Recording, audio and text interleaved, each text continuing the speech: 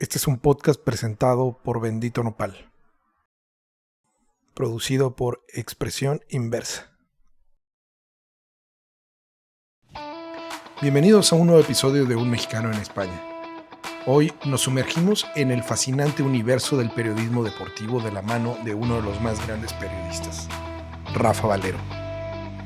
Desde Vigo, este reconocido periodista no solo nos comparte su experiencia y pasión, sino también la riqueza cultural de Galicia. Hablamos de los libros que coescribió 10 años sin el 10 y Fran Teixeira. Exploramos su profunda conexión con el Celta de Vigo. Además, recordamos su amistad con Domingo Villar, un escritor entrañable. Y reflexionamos sobre la esencia del periodismo y la cultura viguesa. Acompáñanos a esta conversación que rinde homenaje a la pasión y al compromiso de Rafa Valero. Espero que lo disfruten tanto como yo lo hice. ¿Qué tal? Bienvenidos a su podcast Un Mexicano en España.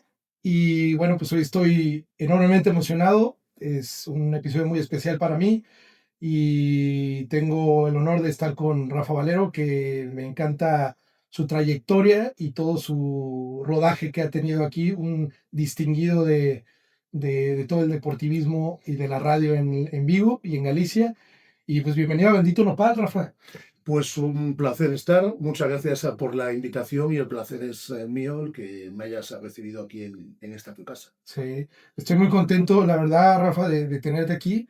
La verdad es que esto de la comunicación deportiva y el hecho de transmitir por tantos años tu legado deportivo, sobre todo del celtismo, porque te estaba contando que soy también muy celtista, tengo un podcast del Celta también con Pablo, y la verdad es que estoy enormemente emocionado porque dentro de todo lo que te investigué y todo lo que vi, eh, este, vi que habías hecho unos podcasts con Radio Marca en el 2016 y en el 2016 escuché ayer un podcast que hiciste y me recuerda mucho a eso que hablabas del celtismo, a la época que estamos viviendo ahora mismo también. En el 2016 estabas entrevistando a un exjugador Rodilla, creo que era el jugador, no me acuerdo de nombre, no recuerdo. Fernando Rodilla, y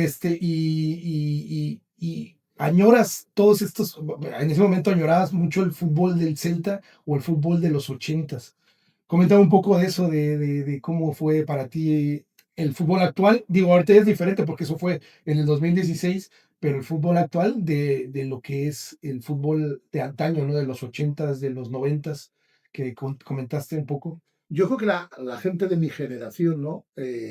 La gente que nacimos en los 70, añoramos ese fútbol de los 80, posiblemente desde un aspecto también nostálgico, ¿no? Es decir, yo empiezo a ir al fútbol de la mano de mi abuelo a principios de los 80, a Balaídos, entonces yo soy de los que gente que ahora colabora con nosotros en nuestro proyecto de CIES Podcast fue los primeros futbolistas que yo vi sobre el terreno de juego. Yo vi los últimos años, él no colabora con nosotros, pero ahora que estos días se está hablando tanto del récord de Iago Aspas batiendo a Manolo, pues vi los últimos años de Manolo sobre el terreno de juego, pero es que vi defender la portería a una persona que lleva colaborando con nosotros muchísimos años y que yo considero y de hecho lo es, un muy buen amigo como Javier Maté, vi la evolución de Jorge Otero, vi a José Manuel Albelo en ese terreno de juego, ya posteriormente, ya ahí hablaríamos de los 90, de a gente como Pachi Salinas,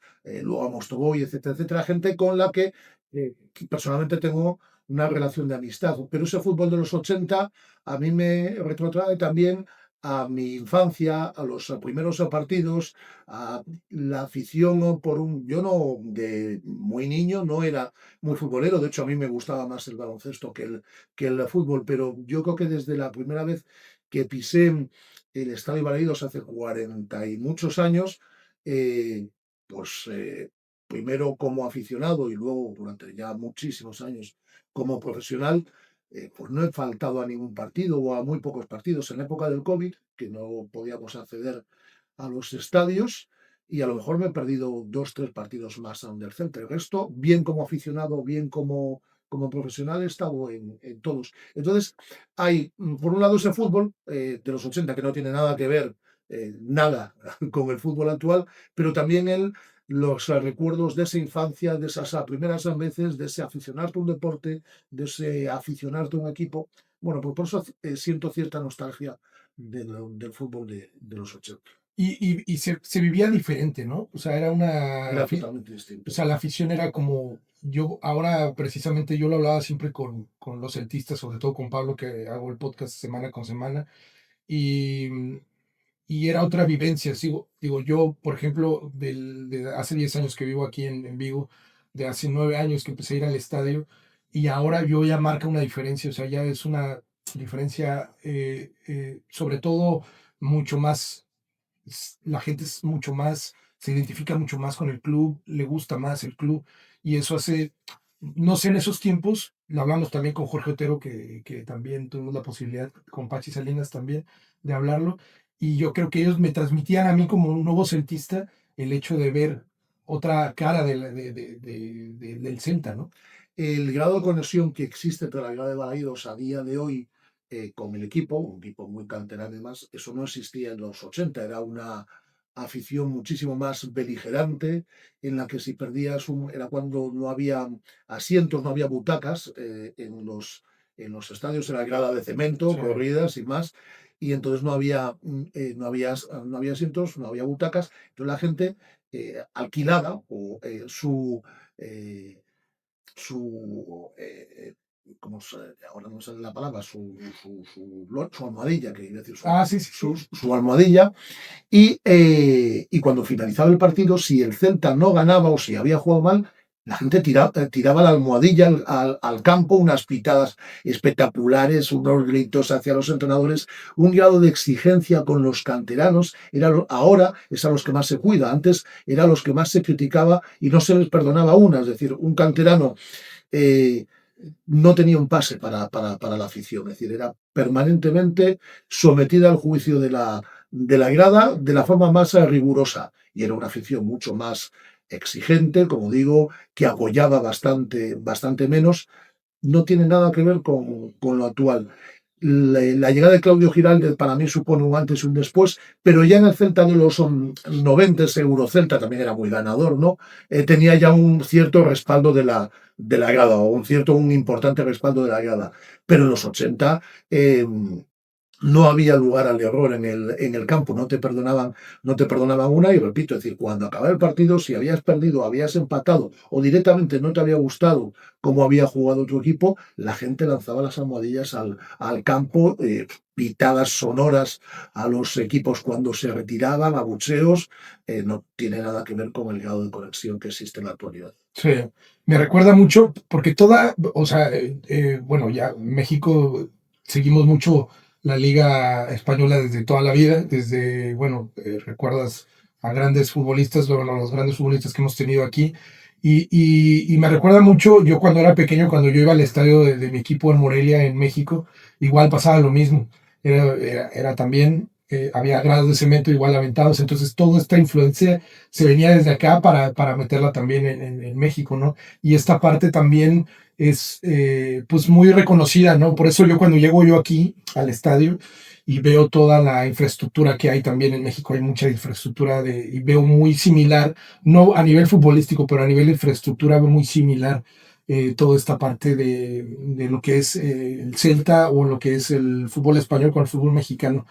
Tú, por ejemplo, ya pasando a este tema, porque me gustaría profundizar un poco también acerca de lo que es un legado también tuyo, de lo que es un libro que escribiste o que coescribiste, Sí. de Mostovoy. Pero antes de nada, antes de eso, me gustaría saber un poco tu visión acerca del fútbol mexicano, ya que te tengo aquí y bueno, que tienes también esta perspectiva y esta visión desde aquí, desde España.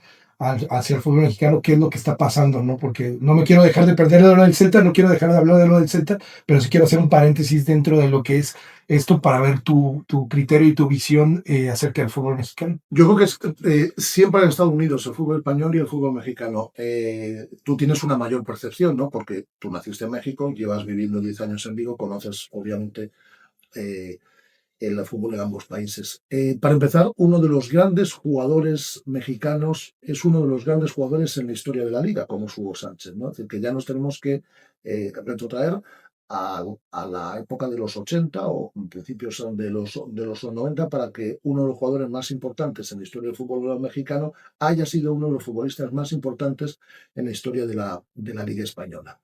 Pero es que yo creo que esos lazos de unión siempre han existido, ¿no? Siempre ha habido mexicanos en la Liga esa española, algunos además talentosos. En el caso del Celta también ha habido futbolistas, no muchos, pero también ha habido futbolistas mexicanos con pasos menos exitosos, todo se ha dicho. Y ahora, por ejemplo, en el caso del Celta, su director de fútbol, Marco Garcés, es mexicano, ¿no? Sí. Es decir, con experiencia en Europa, con experiencia también en Estados Unidos, pero es mexicano y jugó también además en México. Y después yo creo que hay un amplio seguimiento en México de la Liga Española, ¿no? Si no me equivoco, ¿no? Sí, sí, sí. Si no me corrijas. Es decir, en México la Liga Española es muy seguida. Y luego, aunque fuese en la etapa final de sus carreras, y ahí tendríamos que volver a los 80, futbolistas tan importantes, yo que sé, como Mitchell o como Butragueño, finalizaron sus carreras deportivas también jugando en México. Sí. Creo que no solo a nivel deportivo ni a nivel futbolístico, es que creo que son dos países ya empezando por una cuestión idiomática, ¿no?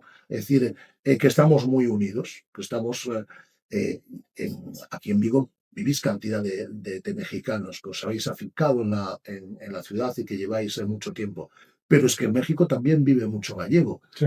Ahora quizás a menos, pero hasta hace no mucho, mucho gallego emigraba a México. Por eso creo que son dos culturas muy semejantes, dos culturas muy similares, y el fútbol es una extensión más, ¿no? Es decir, dos países que se conocen y que se respetan y que tienen aficiones semejantes en algunos aspectos, pues tienen que ir también de la mano y tienen que despertar la misma curiosidad por el deporte del fútbol de ambos países. Sí, yo creo que la pasión, porque se habla mucho de la cuna del fútbol en México, que fue Pachuca, Sí.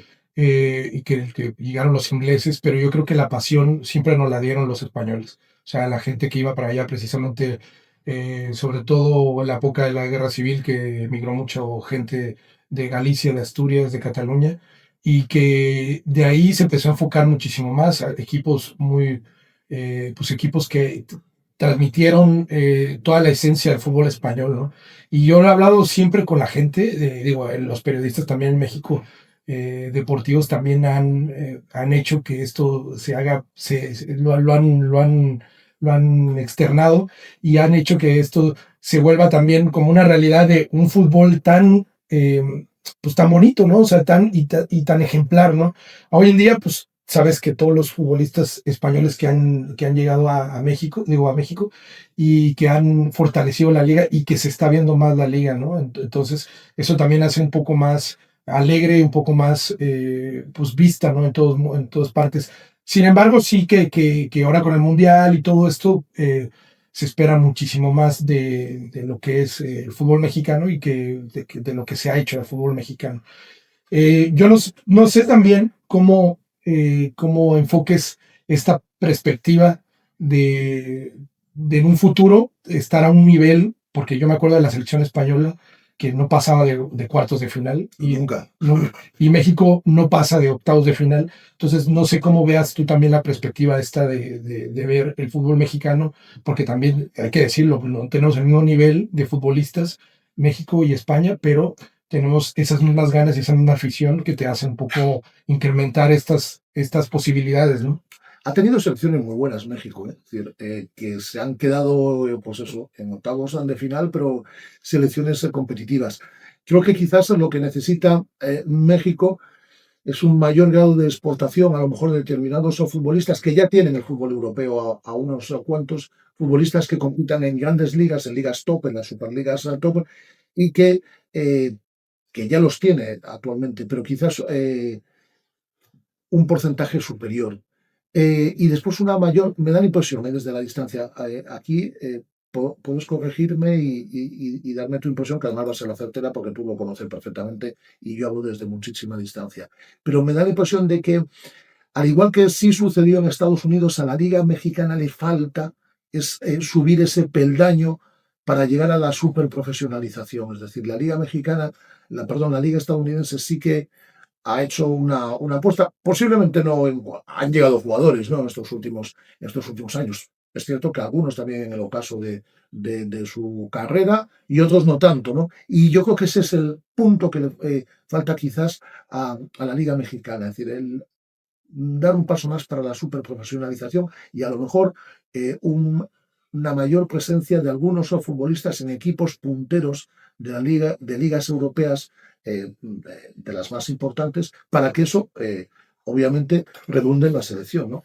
Y que a lo mejor puedan rozarse también con equipos europeos también, o sea, que empiecen como, pues una liga, no, porque estamos muy lejos, ¿no? Pero a lo mejor que estos torneos que hay, los pretorneos de Bueno, las... ahí existe este mundialito, este nuevo Sí, mundialito de. Lo que pasa es que, claro, es un torneo mal montado, me da la impresión, es decir, cuando ya han acabado las diferentes ligas, cuando la gente tiene la cabeza puesta claro.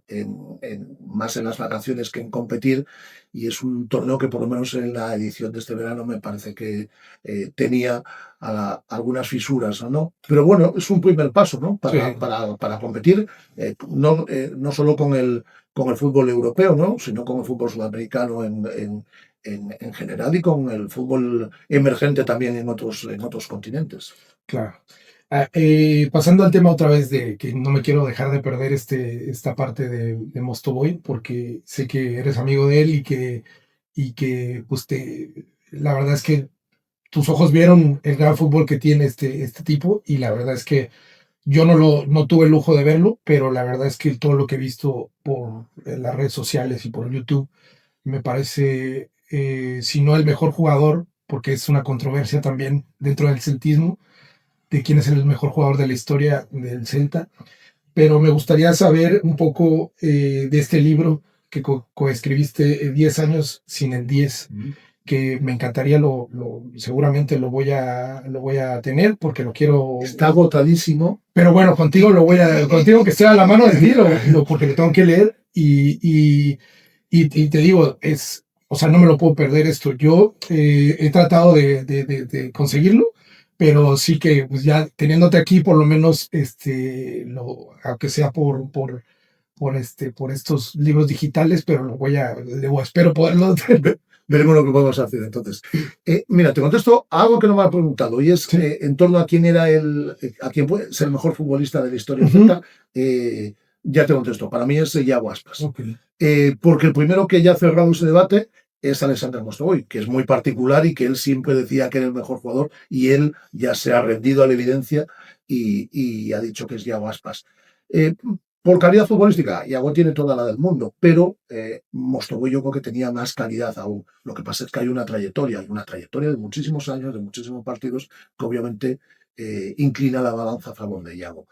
A partir de ahí, Mostovoy es el futbolista más genial, no, que no tiene que ver con lo del mejor. El mejor, repito, para mí es Iago Aspas, pero es el futbolista más genial que yo he visto en un terreno de juego.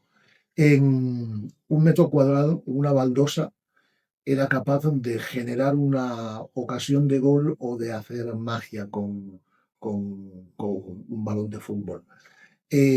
No necesitaba levantar la cabeza para saber dónde estaban sus compañeros y dar un pase milimetrado. Sabía hacia dónde tenía que correr, hacia dónde tenía que ir el balón, hacia dónde. Es decir, es un futbolista súper inteligente, con una visión del fútbol descomunal y que además coincide sus 8 años con los mejores, yo creo que ahí tampoco hay debate, los mejores 8 años en la historia del Celta. De conseguir clasificación tras clasificación, año tras año clasificarse para competición europea. Mostovoy llega un primer año, bueno, que para él fue convulso, el famoso episodio del Molinón, cuando se quiso ir del campo y tuvo que volverlo a meter en el mismo Pachi Salinas y más, pero a partir de ahí, todos los años clasificó al Celta para Europa y la única participación del Celta en Champions, en Liga de Campeones, es con Alexander Mostovoy liderando el equipo, ¿no? Además, y yo creo que eso es lo que le faltó al Celta de Mostovoy, no consiguió un título.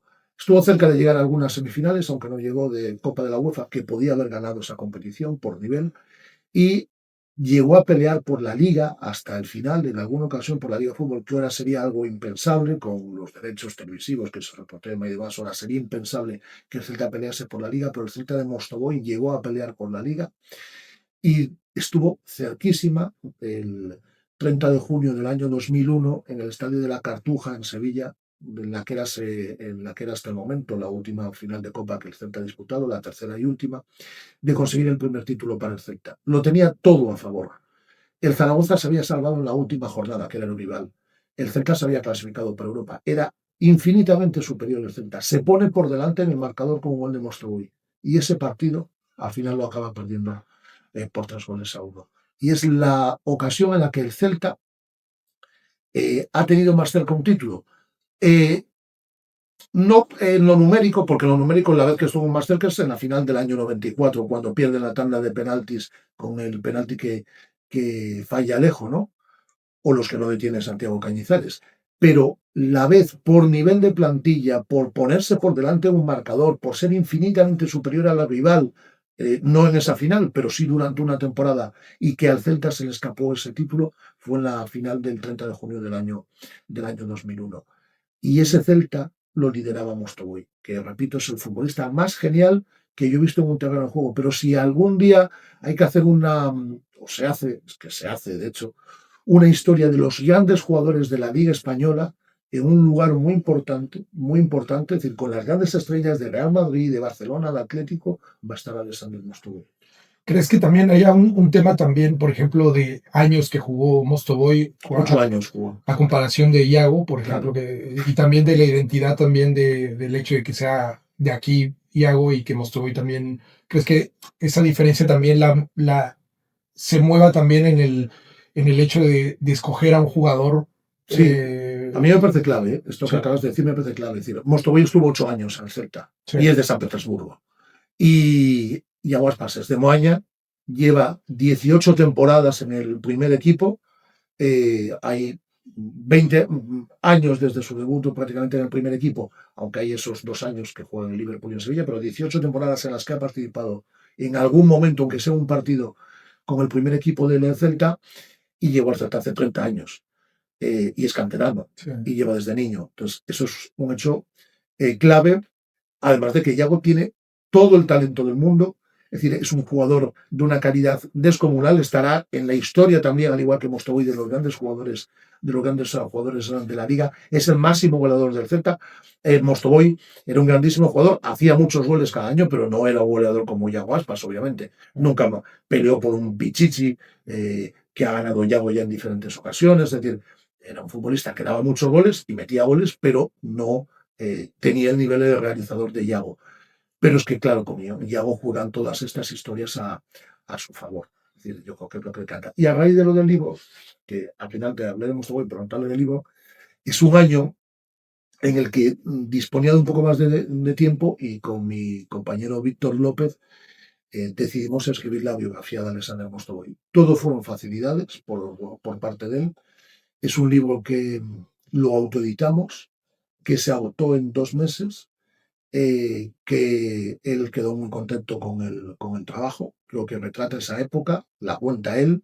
No había ninguna biografía oficial en español contada por él. Es una biografía autorizada, es decir, de Alexander Mostovoy. Además participa también en ese libro gente que lo acompañó, además de que escriben también compañeros periodistas, y además es la única biografía autorizada que hay de Alexander Mostovoy.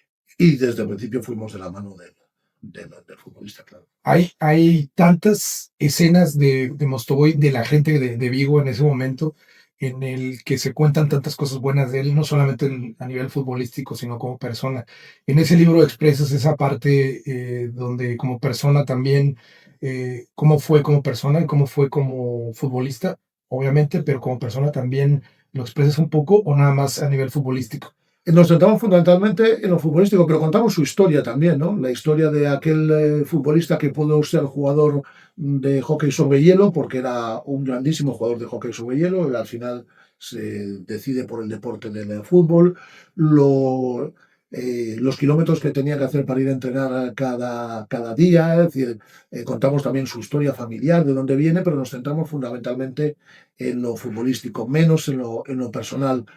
En lo personal, Alexander Mostovoy es una persona muy especial, ¿no? Es decir, es una persona tímida, que le cuesta mostrar muchas veces sus sentimientos, lo que piensa.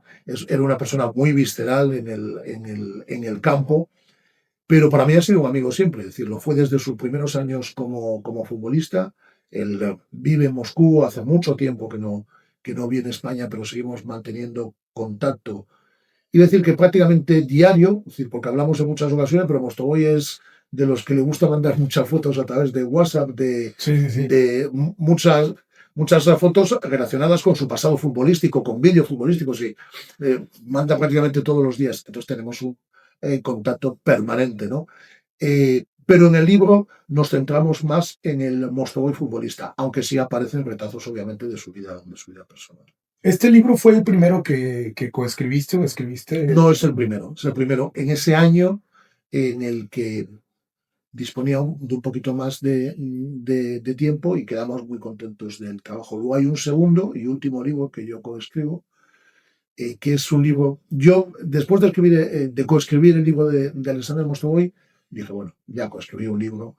Un libro lleva mucho tiempo, es decir, un libro no lo haces para ganar dinero, no se gana dinero con lo hombre. Es decir, hay autores y autoras que ganan mucho dinero, pero porque venden muchos cientos de miles de ejemplares de sus libros. No era la intención que teníamos con el libro de Mostovoy, que era un libro más de nicho, fundamentalmente para el aficionado del Celta.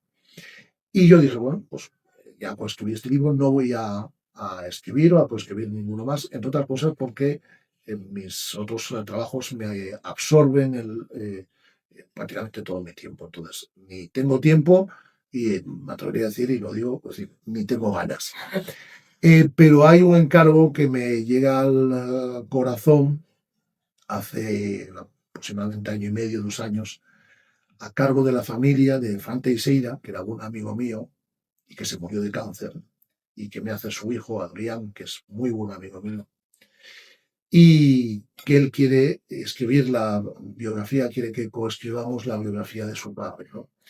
Y en ese momento eh, no le pude decir que no. Entre otras cosas porque creo que Fran Teixeira merecía tener esa biografía. Y la estuvimos coescribiendo durante varios meses, se autoeditó también, y con una edición muy limitada se lanzó a finales del año pasado, se agotó también en un momento, y creo que es el homenaje que merecía Fran Teixeira. Yo por este libro no cobré un céntimo, fue la condición que puse, es decir, lo coescribí con Adrián y lo coordiné y con él, y la condición que puse es no cobrar ningún céntimo. Y bueno, salió hace un año, no, salió hace año y algo ya, hace casi 2 años. Bueno, hace casi 2 años. Y cuando se lanzó este libro, también nadie iba a ganar nada, sino que todo iba destinado a la Asociación Española contra el Cáncer, ¿no? Sí. Y yo creo que ahí ya se queda. Ya he coescrito 2 libros que si sumamos es como si hubiese escrito uno, ¿no? Entonces yo creo que esa parte ya la tengo cubierta y no tengo ningún proyecto ni. Nunca puedes decir que no, ¿no? Porque en su momento con el de Mostovoy dije, este es el primero y el último, y luego hay algo que me llevó al corazón, como fue el libro de Fran Teixeira, y decidí meterme en ese proyecto, pero vamos, no tengo intención de volver a escribir. Yo te estaba visualizando que al final de la carrera de Iago, yo creo que vas a terminar haciendo algo de. Bueno, sería un buen proyecto, pero bueno, que otros compañeros la carrera de Iago, que ojalá que sea dentro de algunos años, pero obviamente ahí hay un buen libro. Para contar, es decir, una buena historia, tienes que contar con el apoyo de la persona de la cual vas a contar esa historia. Claro. Nosotros contamos con ese apoyo en el libro de Alexander Mostovoy y en el libro de Fran Teixeira también, porque Fran ya no está con nosotros, pero Fran dejó escrita buena parte de su biografía. Hasta donde las fuerzas le llegaron, no pudo llegar a escribir, a trasladar a un papel en los últimos años de experiencia deportiva de él, ¿no? Pero para eso contábamos con el testimonio de gente que estaba al lado de él y fundamentalmente de su hijo, Adrián, ¿no? Entonces, en el caso de la biografía de Frank, también estaba contada por él, o también está contada por él. Yo creo que eso es fundamental. Es decir, quien quiere escribir una biografía de Iago, lo primero que tendrá que hacer, si alguien me admite el consejo, es ponerse de acuerdo con Iago y que sea Iago quien cuente la historia. Luego, tú, el que sea, tendrá que escribirla, tendrá que darle forma, tendrá que hablar con las personas cercanas a Iago, tendrá que hablar con periodistas que contaron los 20 años de historia profesional de Iago o sus 30 años en el Celta, no solo en el Celta, también en Liverpool y en Sevilla. Contar con los testimonios de su familia, de su gente cercana, como decía anteriormente. Pero si una biografía no está respaldada por la persona de la cual estás hablando, para mí es una biografía que se queda coja. Sí, es complejo también. Sí. Yo, hablando del libro de Frank, pues yo al final lo que conozco de Vigo, o sea, a nivel de deporte, pues es lo que he visto, ¿no? Del Celta y todo esto. Y a raíz de ti, pues me ha intrigado mucho ver toda la cultura deportiva que hay dentro de Vigo o de Galicia.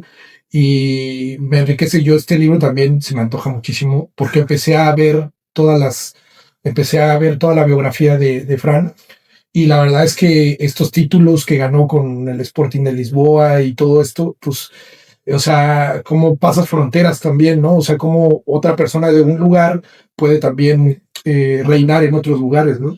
Fran Teixeira pudo tener una carrera, es decir, que tuvo una carrera súper exitosa, pero pudo tener una carrera aún mucho mayor si no estuviese tan apegado a su familia. Él entrenó prácticamente toda su vida, es decir, en el caso de España, del balonmano de élite, porque eran equipos de élite, equipos de Liga Sobal, pues lo hizo a través, o casi todos los años, equipos de Asobal, lo hizo en equipos fundamentalmente de la provincia de Pontevedra, porque es donde existía el balonmano de éxito entonces, ¿no? Y ya le costó muchísimo cuando se tuvo que ir, por ejemplo, a Lisboa, ¿no? Ya le costó un mundo. Si Fran no estuviese tan apegado a su familia, hubiese hecho las maletas con más facilidad y hubiese estado en clubes aún más importantes porque tuvo ofertas para hacerlo. Y después hay una parte final de su trayectoria como entrenador que viene marcada también por la enfermedad, ¿no? Por la enfermedad del cáncer.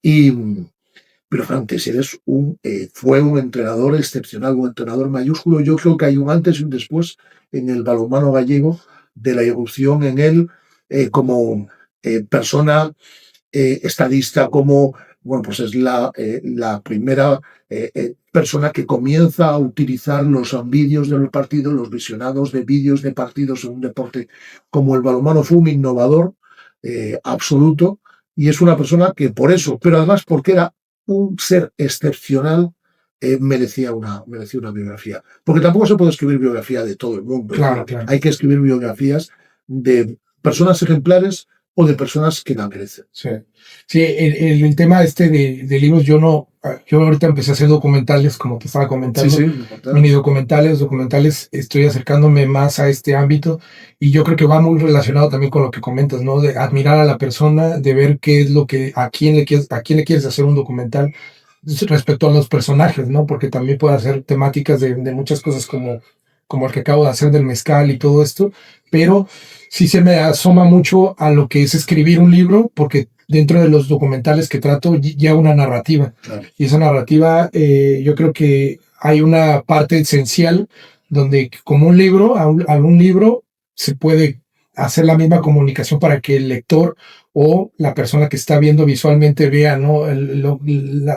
Cómo lo transmites, cómo se transmite la esencia de lo que estás queriendo decir en ese momento. Entonces ha de ser muy complicado en ese momento tú revisar y decir lo que a lo mejor te quedaste, a lo mejor lo leíste y a lo mejor faltó esta experiencia que vivías con él o algo, ¿no? Sí, y después que dentro de la admiración que puedas sentir por esas personas, yo la sentía por Alexander Mostovoy y la sentía por Fran Teixeira, debes de intentar ser lo más riguroso y lo más objetivo posible, ¿no? Es decir, no te puede llevar la pasión, es decir, debes intentar aparcar un poco ese perfil de fan, si quieres, o de seguidor, para hacerlo con una mayor frialdad, ¿no?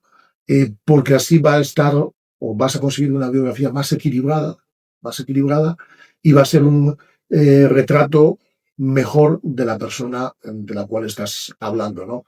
¿Qué pasa? Que al final, obviamente, eh, siempre vas a ser generoso porque lo conoces y porque sabes, pero creo que no es bueno que uno se deje llevar por la pasión, ¿no? En el caso de una biografía, ¿no? Pues decir, una biografía tiene que ser lo más equilibrada posible. Y para eso es bueno que la biografía esté rodeada de muchos testimonios, de muchas voces. Es decir, eh, tanto la biografía de Mostovoy como la biografía de Fran Teixeira hablan muchas personas. Entonces, el conjunto de las voces de todas estas personas nos ofrece el retrato posiblemente más cercano a Mostovoy en un caso, a Fran Teixeira en otro. Y hablando un poco de estas emociones o estos sentimientos, ¿cómo le haces como para ser tan parcial dentro de lo que es bueno, yo sé que eres muy profesional en ese sentido, pero cuando hablas del Celta y hablas de un Celta que tú quieres ver ganador y tú quieres ver que, porque tienes que estar ligado a todo esto, ¿cómo le haces un poco para cuando tu opinión la metes en tu podcast, que ahorita vamos a hablar de eso, o en tu forma de vida diaria para ser tan parcial? Aprendí hace muchísimos años que tienes que buscar un cierto distanciamiento a la hora de opinar.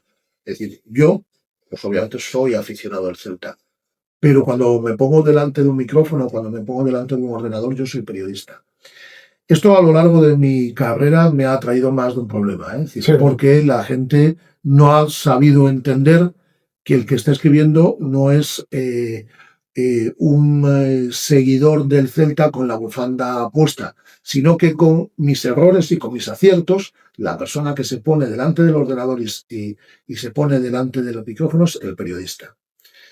Y eso la gente no lo acaba de entender, y menos en el periodismo actual, que es un periodismo muy de bufanda, ¿no? Es decir, que lo que se busca más es el hacer ruido, el escuchar opiniones que coincidan con la tuya, no opiniones. Yo creo que es buenísimo la diversidad de opiniones, el que se pueda debatir, el que no todos opinemos lo mismo. Pero hablo del deporte como hablo de la política, como hablo de cualquier aspecto de la vida, ¿no? Lo que tienes que hacer es respetar siempre la opinión Y mientras tengas un argumento. de otra persona, claro, y tengas un argumento. Es decir, entonces,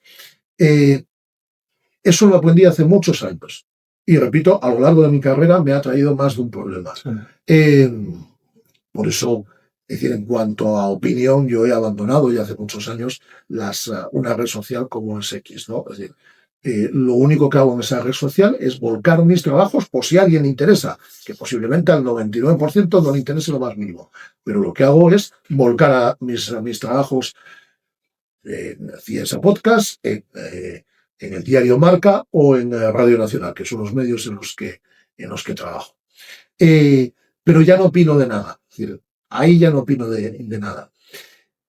Repito, distanciamiento es fundamental. Es decir, no eres ni más ni menos aficionado. Si yo veo algo que me parece que está mal, lo tengo que decir.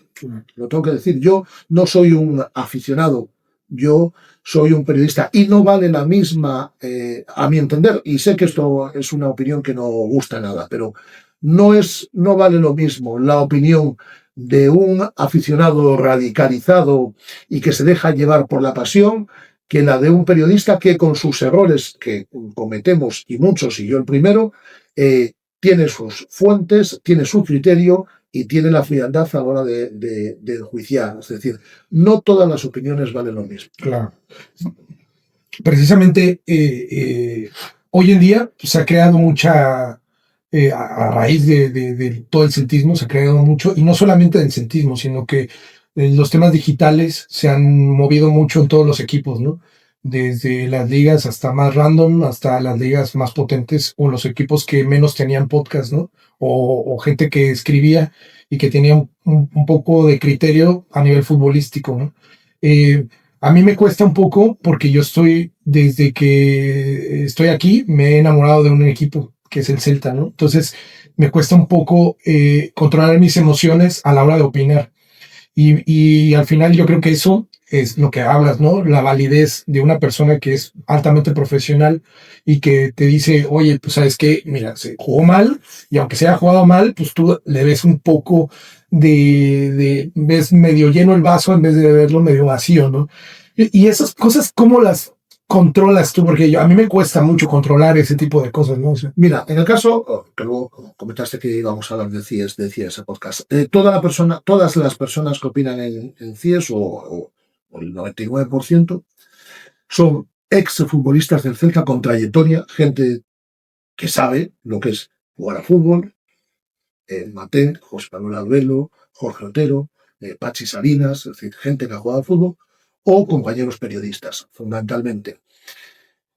Respeto mucho, muchísimo, todos los formatos que hay de tertulias populares, de aficionados, ¿no? Es decir, pero por lo menos para lo que yo quiero o lo que yo busco, o en este caso lo que queremos o buscamos, porque decía ese podcast no es un proyecto únicamente mío, para nada es un proyecto al 50%, eh, lo que buscamos es opiniones profesionales.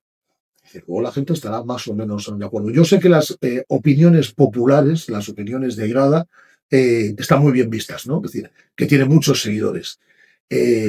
Todos ese tipo de opiniones. Nosotros buscamos más las opiniones que tenemos con criterio y profesionalizadas. Todas tienen cabida. Todas tienen cabida. Pero nosotros nos decantamos por una. Pero las otras son igualmente válidas. Pero repito, y es que no sé cómo explicarlo para que no parezca que es algo como de altanería y tal, porque para nada en mi caso. Es decir, pero no es lo mismo una opinión de grada que una opinión no, documentada. claro, sí. O que tú entiendes que está documentada, que repito, con equivocaciones, ¿no? No es lo mismo. Todos.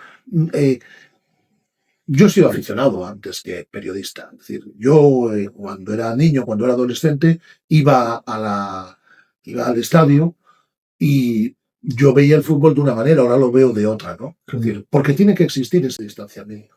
Sí. Tiene que existir ese distanciamiento. Sí, sí, sí. Sí, nosotros al final también la misma pasión te va incrementando, yo creo que a muchos les pasa, a un nivel, yo te lo comentaba yo, ¿no? Fuera de que ahora que estábamos hablando de que yo soy contable y hostelero, y al final termino haciendo un proyecto de podcast que me encanta por tener el lujo de platicar y hablar con gente como tú. Y y un poco te enrolas y tratas de ser lo más profesional posible y tratas de educarte con gente como tú, escuchando gente como tú, a gente dentro del medio, en mi caso el medio mexicano, y que admiro también dentro del medio mexicano, y haces como que te envuelves un poco y te empiezas como a creer esta situación. Porque al final, pues yo ya te lo comenté, yo tengo ya mi edad y a veces esto es lo que al final terminas como queriendo dar, ¿no? A conocer, comunicar, decir, y solamente no comunicar lo que estoy diciendo, sino publicar mis proyectos y hacerlo posible. Dentro de todo esto, es también interesante saber tu opinión en el que ya nos acabas de decir, dentro de lo que es la comunicación de aficionado a aficionado.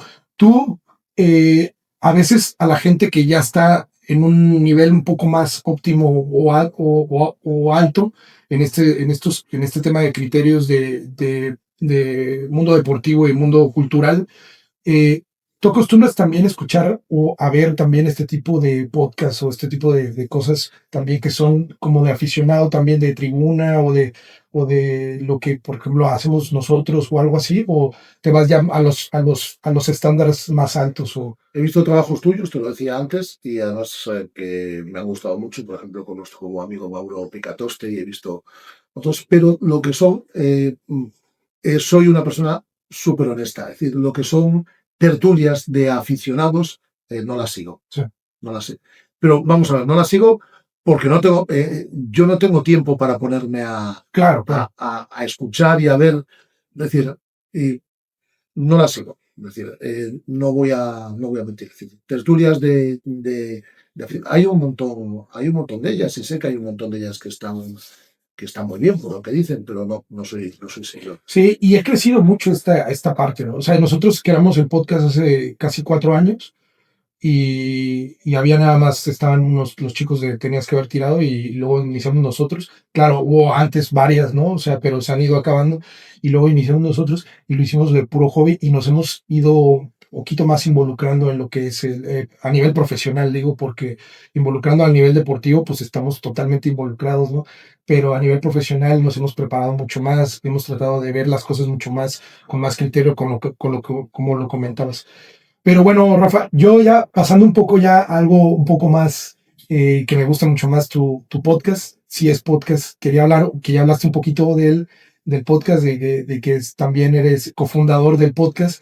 A mí me encanta, yo creo que es una parte que ya viene en la vida diaria de una persona, porque como vigués, pues vas y pones tu podcast en las mañanas. Yo que camino, yo vivo aquí arribita de Bendito Nopal, entonces yo que camino 20 minutitos, pues aprovecho a escuchar tu podcast. ¿Cómo inicia este proyecto que es pues tan ambicioso desde la perspectiva de lo que hablabas del celtismo, del mundo cultural, no solamente del mundo deportivo, sino que ya le metes matices ya más culturales junto con tu compañera? ¿Cómo inicia este proyecto? Bueno, es un proyecto, como tú has comentado, que es un proyecto a varias manos, a muchas manos, pero del cual somos cofundadores mi compañera y amiga Guada Guerra y yo. Y todo lo bueno o malo de CS Podcast es eh, parte del sentimiento de ambos. Es decir, los dos entendimos que el formato audio caminaba hace, cuando la gente no hablaba apenas de podcast, ¿no? Sí había podcast, pero nosotros cuando arrancamos con el proyecto de CIES, que va a hacer ahora en nada 7 años, la gente, siempre pongo el mismo ejemplo, cada aniversario de CIES cuento la misma historia, pero nosotros llamábamos a invitados y demás y decíamos, te llamamos de CIES Podcast, y nos decía, ¿CIES qué? La gente no sabía lo que era, y había grandes podcasts ya, Eh, pero no estaba tan familiarizada. Ahora todo el mundo tiene un podcast, ¿no? Pero Sí. entonces no había tantos. Y nosotros entendíamos que el formato audio iba destinado, como ha pasado con el mundo de la televisión o como pasa con el mundo de la televisión, hacia el consumo cuando uno lo desee. Es decir, nosotros ya no nos regimos en televisión por las programaciones de las cadenas. Vemos las series, las películas, los programas, los documentales que nos apetezca cuando nos da la gana, nos vamos directamente a las plataformas y nosotros nos elaboramos nuestra propia programación. Hay consumos en directo, como son informativos o retransmisiones deportivas, que son más obviamente, para el consumo en directo. Eso en la televisión. Nosotros entendíamos que el formato audio iba hacia lo mismo. Entonces nosotros lo que hacemos es algo tan simple y tan complicado a la vez, porque seguimos siendo el único podcast diario profesional que se realiza en Galicia. Colgamos un programa todos los días, como tú has comentado, Yayo, en el que al 50% más o menos, es decir, os vais a encontrar Celta, deporte y cultura, y ocio y entretenimiento y Vigo. Ahora decimos mucho lo de desde una mirada universal, ¿no? Porque sabemos que llegamos no solo a un oyente vigués, sino a un oyente gallego o un oyente que nos puede estar escuchando, como hay oyentes nuestros que me imagino que serán vigueses fundamentalmente, pero que residen en Estados Unidos. En México también. En México. Hay unos amigos que tengo un amigo en especial que vive en México y que los escucha. O sea, porque Bueno, es que CIES Podcast también tiene una parte en su cofundación mexicana. Ah, mira. Sí. Una de las personas que arrancó con nosotros en la cofundación de CIES y que ahí está, lo que pasa es que no está en el día a día, es mexicano, ¿no? ¿Quién es? Andrés se llama. Ah, ok. Y es una persona que nos ayudó en el arranque, que es cofundadora también de CIES. Lo que pasa es que no está en el día a día. Quienes estamos en el día a día somos Guada y yo. Y entendíamos que, como decía, el formato audio iba hacia el consumo de que nosotros pongamos un programa diario de aproximadamente 1 hora y tú lo escuchas cuando te da la gana. Lo puedes escuchar, como tú decías, cuando vienes paseando hacia el local, lo puedes escuchar cuando te vas a acostar o cuando vas en el coche, lo puedes escuchar 3 días después. Y por eso intentamos que sea lo más atemporal, dentro de que no es fácil, lo más atemporal posible. Y Lo entendimos desde el principio, lo entendieron nuestros patrocinadores. Nosotros grabamos a cada capítulo desde un estudio montado, no lo estamos haciendo desde otro lugar, un estudio que visitan un montón de invitados y un montón de gente que viene a hacer música y un montón de gente del ámbito de la cultura, del deporte. Y así llevamos 7 años y la verdad es que súper felices y súper contentos. Eso parte también de un momento profesional en el que yo, que había estado en la COPE y luego en Radio Marca, prescinden de mí a la hora de hacer la programación local de Radio Marca en el año 2017 y Guada, que estaba conmigo en ese proyecto, y toda la gente que estaba en ese proyecto antiguo de Radio Marca, se va también de la emisora, aunque yo seguí en la emisora a nivel cadena un tiempo más, y decidimos montar algo nuestro, algo en lo que creyésemos de verdad, y era un formato de podcast, y es el formato de decir, si llevamos felices y contentos, pues 7 años. Bueno, a mí me encanta porque ahora a raíz desde que Mauro me comentó del podcast. Mauro, colaboras. Sí, claro, sí. Sí, incluso lo han identificado varios celtistas también, porque también lo hemos invitado a Iben Ogol y también Una sección magnífica, todo se ha dicho, Mauro. Sí, tiene muy buen criterio el güey también, la verdad es que bastante analítico y pues sobre todo eso, o sea, nos rebasa a veces la pasión con la que queremos ver el celtismo, ¿no? Y es lo que me ha pasado también con la selección mexicana, que lo hablábamos hace poco, que ahorita está el Mundial de Clubes Sub-20, que lo pongo a México, lo pongo en la final, y en el Mundial del próximo año lo pongo a México en la semifinal, que nos rebasa la pasión de lo que es un entorno, ¿no? De lo que nos emociona, ¿no? Pero hay que tener buen criterio y buena segmentación a decir, mira, ¿sabes qué? Pues, ¿qué es lo que tiene el equipo? No estoy hablando de la selección española ni la selección de Francia, que fácilmente los puedes colocar en los primeros 4 del Mundial o yo qué sé. Bueno, dentro de lo que es el podcast de Sí es Podcast, hay yo veo ya el formato, pero dentro de todo este tiempo ha habido una evolución, un proceso creativo donde tú y tu compañera hayan tenido decir, bueno, vamos a cambiar el formato, vamos a hacerlo, o este proceso creativo de decir, bueno, ¿cómo lo voy a incrementar después del deportivismo? ¿Cómo voy a incrementar el tema cultural para que la gente que no sea tan celtista lo escuche también?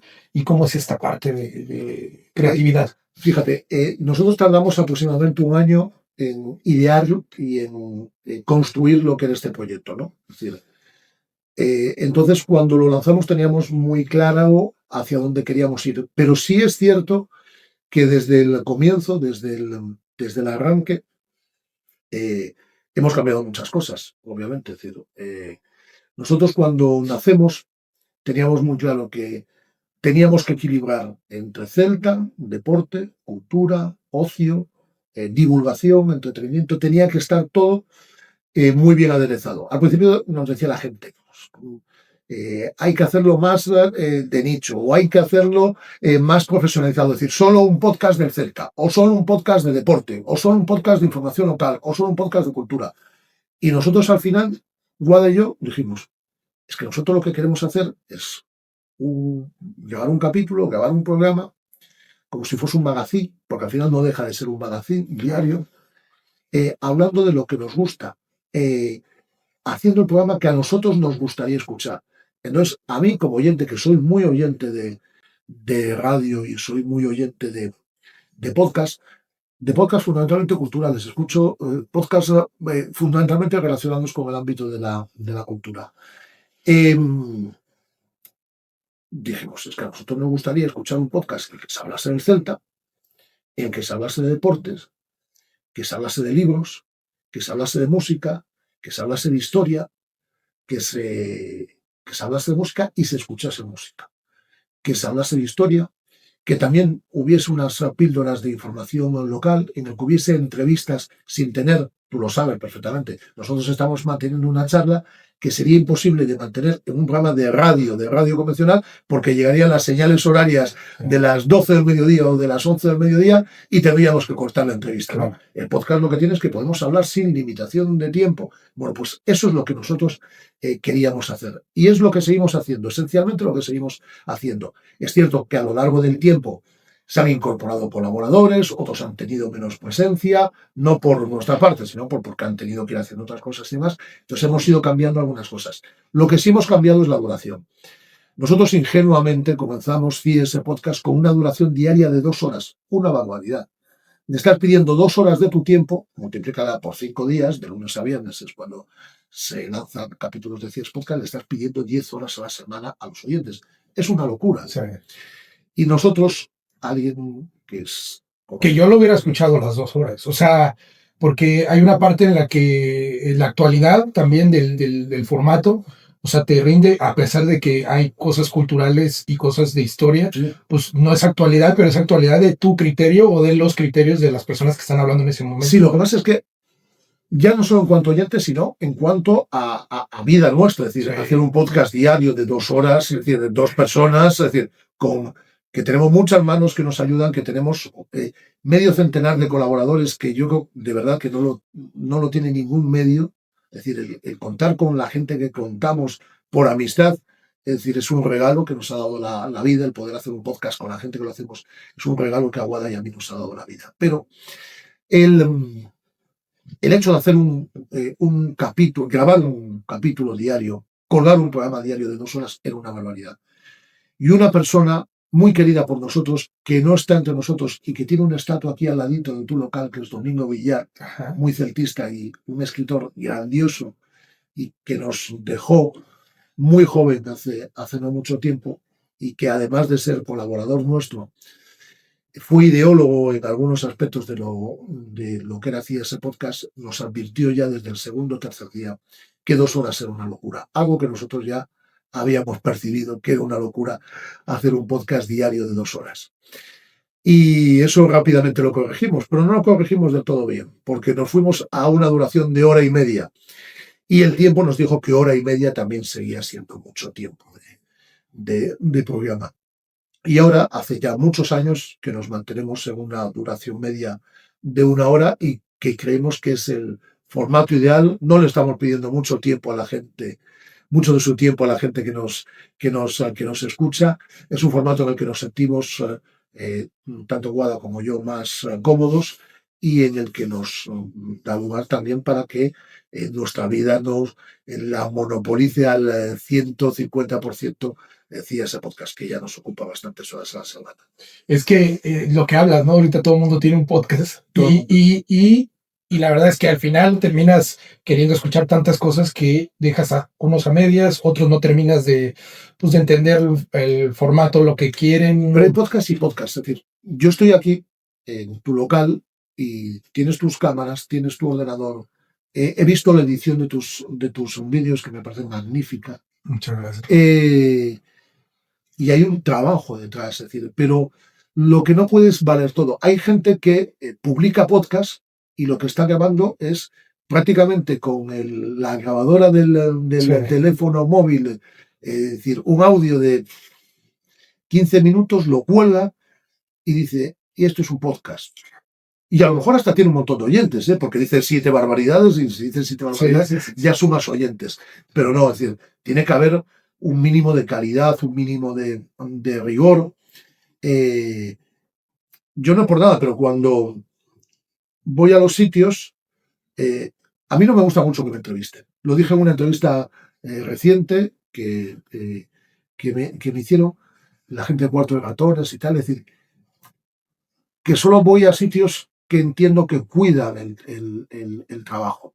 Y yo sí estoy hoy aquí, y no es por hacer la pelota, independientemente de que nuestro común amigo Mauro nos pusiese en contacto, es porque sé el trabajo que hay detrás de muchas gracias, Rafa. de todo lo que haces.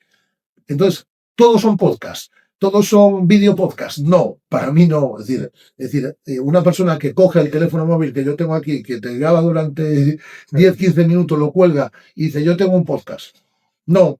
Es decir, Es decir, lo que tienes es un mensaje de voz que en vez de mandárselo, un mensaje de audio que en vez de mandárselo a tu grupo de amigos, lo estás colgando ahí para que lo escuche más gente. Y a lo mejor tiene éxito, pero yo entiendo más eh, los trabajos desde el rigor profesional y desde el cuidado del producto que tú estás ofreciendo. Es decir, en el caso de ese podcast, muy bien patrocinado, todo se ha dicho. Creo que los patrocinadores también es lo que ven, es decir, que detrás hay un trabajo profesional y que los que estamos haciendo ese podcast somos profesionales. Claro. Yo lo hablaba también con Mauro en su momento de lo que es el periodismo, pues el periodismo de flash, ¿no? O sea, este periodismo de que dices algo controversial para que pueda sonar. Ya. Ese periodismo amarillo o rojo, no sé cómo llamarlo, pero a veces, lastimosamente, ese periodismo o esos podcasts que hablan de algo que no se debe hablar o que está muy tabú o yo qué sé, son los que a veces tienen más éxito. ¿Qué opinas de eso? Totalmente. Y es hacia lo que ha ido el periodismo. Es decir, los titulares en los medios digitales, que son medios generalistas también y son grandes periódicos, lo que se busca ya para empezar con el titular es que tú entres en la noticia. Es decir, luego, a lo mejor, no te cuenta nada o te cuenta basura directamente. Pero lo que ellos están buscando es que tú cliques esa noticia y estés el mayor tiempo posible leyendo esa noticia. Claro. ¿Eso vale? No, para mí no vale. Yo prefiero, sinceramente, una persona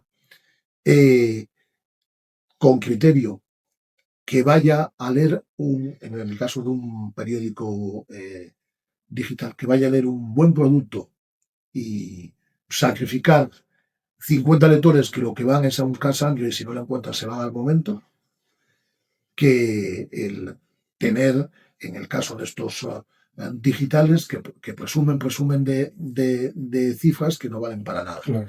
Lo mismo, es decir, nosotros que estamos súper contentos con la audiencia que tiene CIES Podcast, una audiencia maravillosa, cojonuda y con unos datos espléndidos. Pero, es decir, sé que tendríamos muchísimo más si hiciésemos una tertulia de barra, no solo de barra de bar, sino mucho más cañera. Es decir, nosotros preferimos utilizar lo que te decía antes, un criterio más profesional, más analítico, más comedido. Es decir las cosas cuando haya que decirlas, aunque no gusten. Es decir, pues porque ese es nuestro criterio. No todo vale. Para nosotros no todo vale. Pero bueno, el mundo del periodismo, entre comillas, en general, se ha vuelto en el intentar alcanzar cifras, cueste lo que cueste. Rentabilidad que eso tiene para los medios, pues no lo tengo muy claro. Y para los patrocinadores, la tengo menos clara.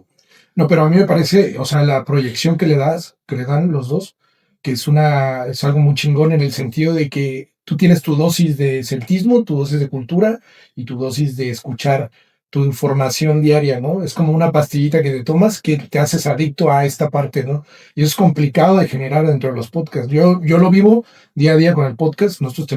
Yo tengo 20 episodios y unos son muchísimos elevados y otros son menos elevados, ¿no? O sea, y esa parte me ha costado mantenerla porque al final todo depende de lo que estés dando, qué información estés dando, ¿no?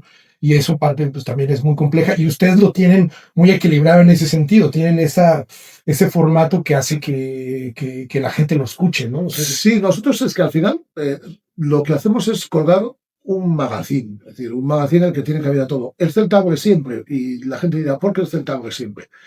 Pues el Celta abre siempre, en primer lugar, porque nos gusta hacer análisis del Celta y en segundo lugar porque nosotros venimos fundamentalmente del periodismo deportivo. Yo he hecho también bastante periodismo cultural antes de llegar a CIES Podcast, ahora lo hago más, pero fundamentalmente venimos de un periodismo deportivo y tenemos seguidores dentro del periodismo deportivo. Entonces queremos que a través de ellos llegue más gente a CIES Podcast, pero que fundamentalmente sabemos que los que llegaron de inicio es la gente que nos conocía a través del periodismo deportivo. sí. Pues en mi caso, a través de los 30 años en Marca, o más de 30 años en Marca, en el periódico, de los años en la COPE o de los años en la Radio Marca, donde ahí hice fundamentalmente, bueno, en Marca obviamente, en Marca el periodismo deportivo, aunque también en los otros medios radiofónicos hice algo de cultura que siempre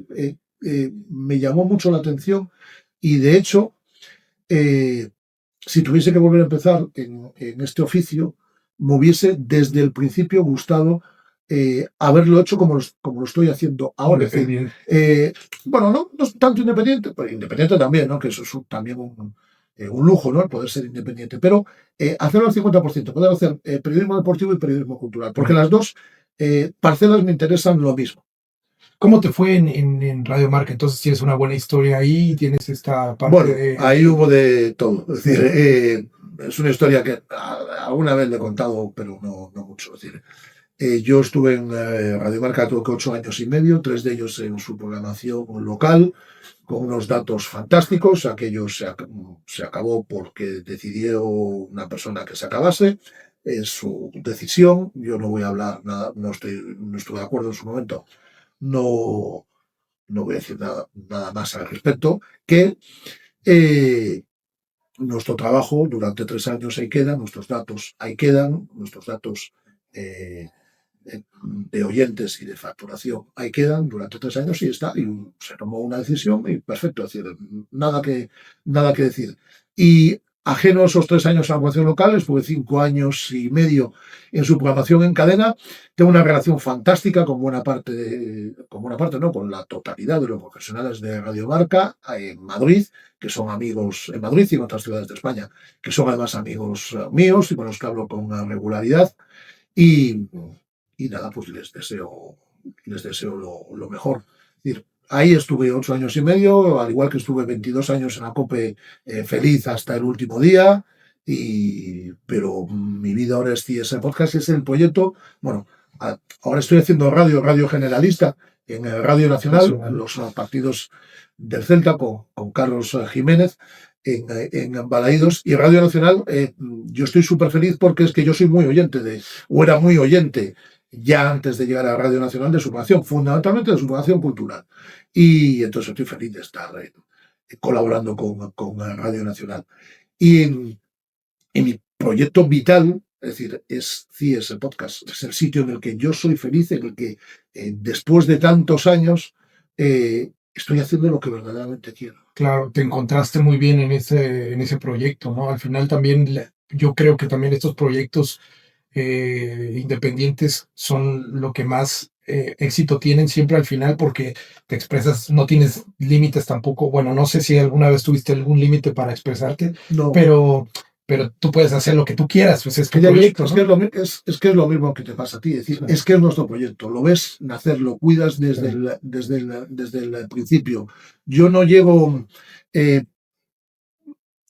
a un sitio en el que ya estén los muebles montados y yo me tenga que sentar en la mesa delante de un ordenador que ya está y ponerme a escribir, o delante de un micrófono que ya estaba allí.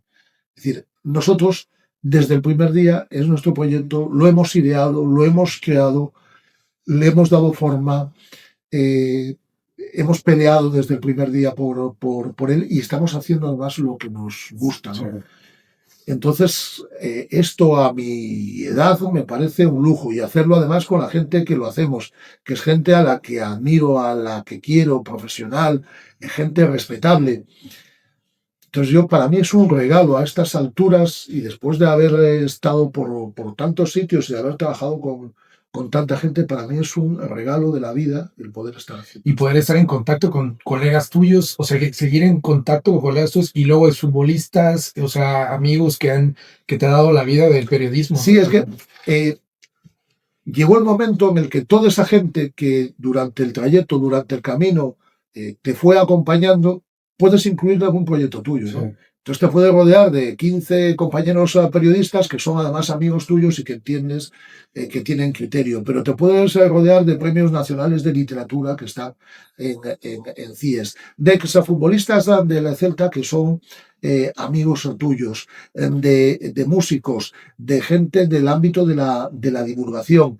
Es que a mí me parece el paraíso, de verdad. Es decir, que toda esta gente a la que quieres, a la que respetas, a la que admiras, que son además amigos tuyos, puedan formar parte de un proyecto que tú colideras, pues me parece, no sé, de verdad me parece un regalo que la vida me puso ahí hace 7 años y que después además, y eso lo tuvimos claro desde el principio, ese podcast tenía que ser un proyecto profesional y rentable.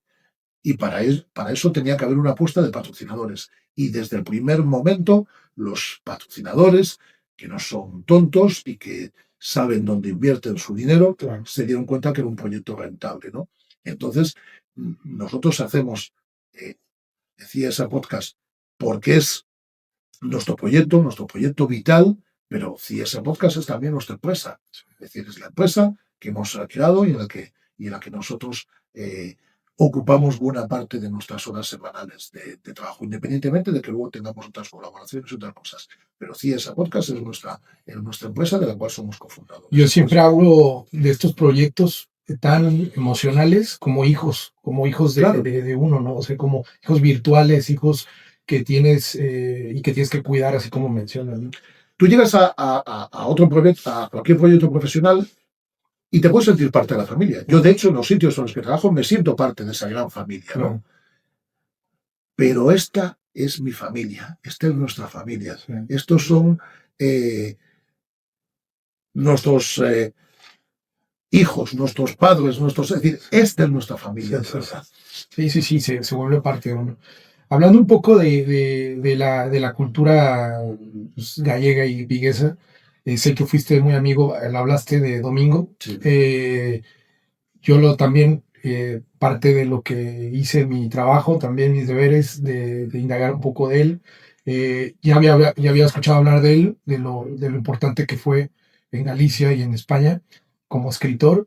Cuéntame un poco, tú que fuiste amigo de él, cuéntame un poco, nos puedes contar un poco de cómo fue él como personaje, como persona y como pues un ídolo literato en la cultura gallega. Mira, Domingo, sus padres vivían aquí al lado de tu local.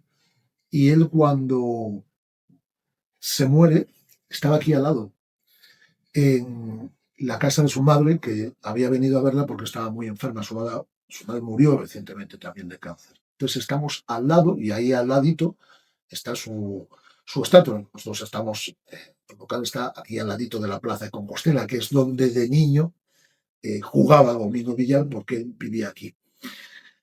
Yo conozco a Domingo Villar a raíz del lanzamiento de su primera novela, Ojos de Agua. Yo entonces estaba en la COPE y entrevisto a Domingo.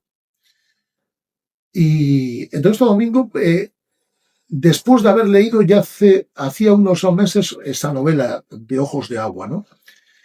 Y lo entrevisto porque me había parecido una novela magnífica. Y resulta que Domingo, sin yo saberlo, era muy oyente mío y era muy lector mío. Entonces yo admiraba profundamente al Domingo escritor, que había publicado solo una novela, y Domingo seguía mi carrera. Y desde el principio hubo un grado de conexión que con Domingo era muy fácil. Es decir, Domingo, al segundo de estar con él, te hacía sentir bien, te hacía sentir parte de su vida, cuando a Domingo le interesaban también las personas con las que estaba, obviamente. Entonces ese grado de conexión existió desde el principio. Luego Domingo fue publicando sus diferentes novelas y más, y cuando yo salgo, o me hacen salir de COPE, y entro en Radio Marca, y editorialmente lidero un proyecto, tuve muy claro que Domingo tenía que formar parte de él. Y Domingo se viene con nosotros a Radio Marca y posteriormente al proyecto de CS Podcast hasta que se muere. Y ahí ya Domingo siguió publicando sus diferentes novelas y nosotros pues seguimos dándole la cobertura pertinente y demás, pero ya se convirtió en el amigo y en el colaborador, y en mi caso el confesor.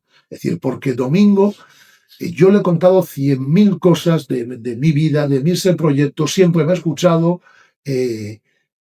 y había un grado de conexión, de hermandad, es decir, con él. Él se ha interesado por, por mi vida hasta el extremo, es decir, por cuándo podía estar yo mal o por qué podía estar yo mal. No sé, para mí era una persona muy especial. El único día que no fuimos capaces de lanzar un capítulo de ese podcast fue el día en el que Domingo murió.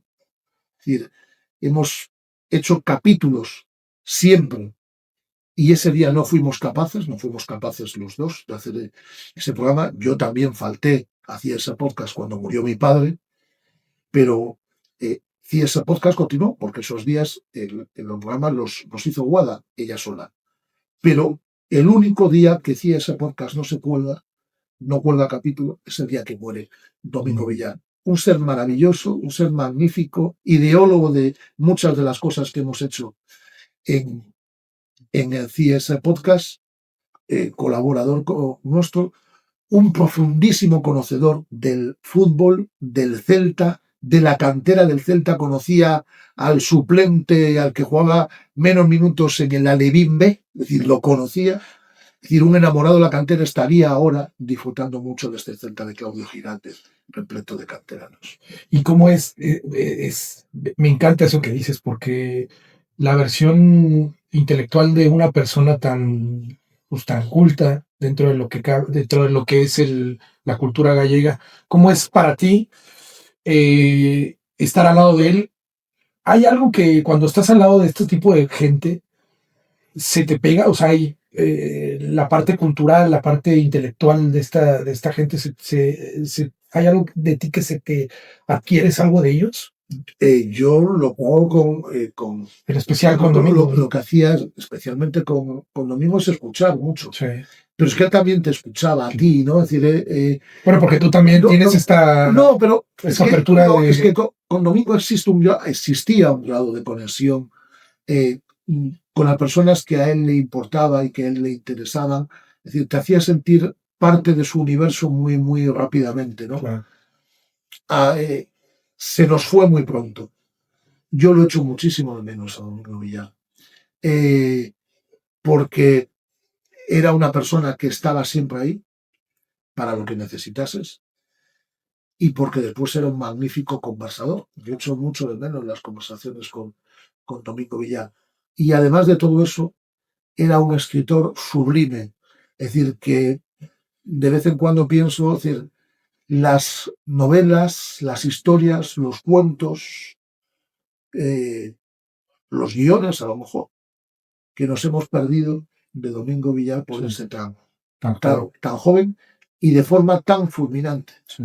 Y de forma tan fulminante, porque no dio tiempo a que nos preparasen sus amigos. Yo echo mucho de menos. Me hubiera encantado conocerlo. Ahora lo voy a conocer en sus libros. Estoy ya viendo. Si estuviese aquí, lo traeríamos aquí un día a comer tacos. A tomar unos buenos tacos, porque a su vez, cuando él venía aquí, vivía aquí al lado. Sí, sí. Pues yo encantado de que nos hayas podido hablar de todo esto, Rafa. La verdad es que sí tenía muchas ganas de que me contaras un poco de Domingo por todo lo que es, todo lo que representa la cultura gallega y todo lo que hace, ¿no? Y bueno, pues te doy las gracias por estar en este episodio. La verdad es que no quiero alargarlo mucho, que ya nos alargamos un poquito, 1 hora 20 minutos.